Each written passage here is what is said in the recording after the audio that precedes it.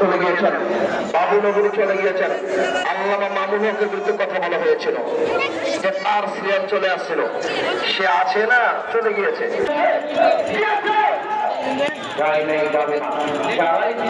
নীতির পরিবর্তন চাই,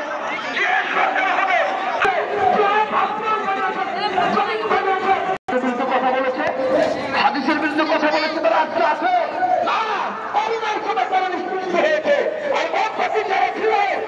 বাংলার জমিনে নেই, বাংলার জমিনে নাই, যারা আছে তারাও কথা বলার শক্তি নাই,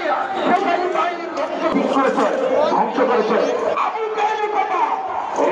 ধর্ম যদি সত্য হয়, কোরআন যদি সত্য হয়, তাহলে আমরা আজকে